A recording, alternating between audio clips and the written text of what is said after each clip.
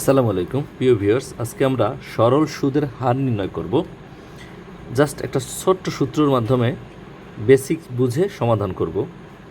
আমরা এক নম্বর প্রশ্ন দেখব। তার আগে আমরা দেখি সরল সুদের হার সমান সুদ বাই সময়, অর্থাৎ সময় যত সময়ে যে সুদটা হয়, যদি 5 বছর সময় সুদ হয় 500 টাকা, তাহলে আমরা এই সুদের পরিমাণ 500কে আমরা 5 দিয়ে ভাগ করব। অর্থাৎ যত টাকা সুদ হয় সেই টাকাকে আমরা ভাগ করব সময় দ্বারা। সমাধান করব প্রশ্ন 1। কোনো ব্যাংকে টাকা জমা রাখলে 5 বছর পর তা দ্বিগুণ হয়ে যায়, সরল সুদের হার কত? এখানে আমাদের 5 বছর পর দ্বিগুণ হয়, অর্থাৎ আসল যদি আমরা ধরে নিলাম আসল 100 টাকা, 5 বছর পর সেটা দ্বিগুণ হবে, অর্থাৎ সুদ প্লাস আসল, সুদ আসল যেটা সুদ আসল মিলে হবে দ্বিগুণ হবে, মানে 200 টাকা হবে।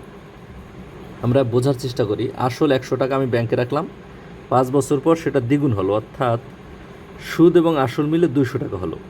এই 200 টাকার মধ্যে আমার আসল টাকাও আছে, সুদও আছে। তাহলে এই সুদ আসল 200 টাকা থেকে যদি আমি আসল বাদ দিই, তাহলে আমার সুদ থাকবে 100 টাকা, অর্থাৎ 200 বিয়োগ 100 সমান 100।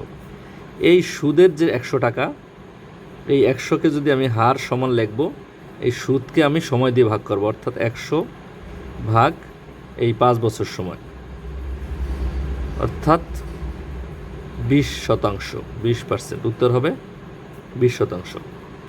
আমরা সমাধান করব প্রশ্ন 2। শতকরা বার্ষিক কত হার সুদে যে কোনো মূলধন 10 বছরের সুদে আসলে দ্বিগুণ হয়? একই রকম অঙ্ক। এটা জাতীয় রাজস্ব বোর্ডের গোয়েন্দা কর্মকর্তা 2010 সালের একটি পরীক্ষা এসেছে, পরিকল্পনা মন্ত্রণালয়ে আরেকটি পরীক্ষা এসেছে 2002 সালে। এখানেও আমরা আসল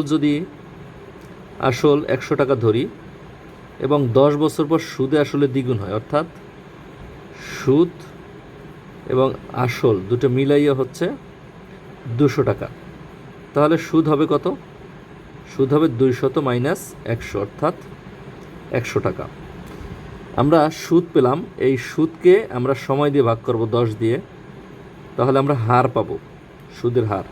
তো সুদের হার হচ্ছে সুদকে আমরা সময় দিয়ে ভাগ করব, অর্থাৎ 100কে 10 দিয়ে কাটলে 10%, অর্থাৎ উত্তর হবে ক। আমরা 3 নম্বর প্রশ্ন উত্তর কী হবে কমেন্টে জানাবো।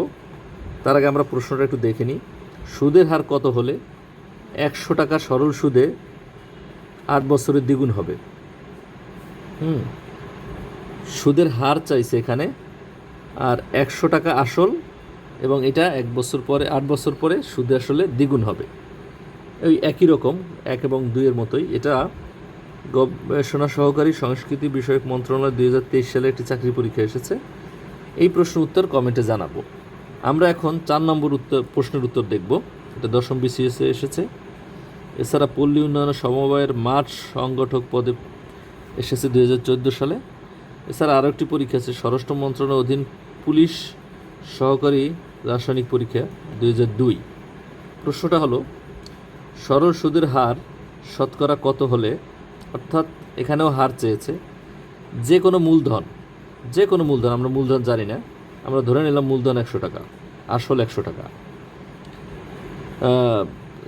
যে কোনো মূলধন 8 বছরের, এখানে যে কোনো মূলধন কথাটা রিপিট হয়েছে, অর্থাৎ প্রশ্ন হবে সরল সুদের হার শতকরা কত টাকা হলে যে কোনো মূলধন 8 বছরের সুদে আসলে 3 গুণ হবে।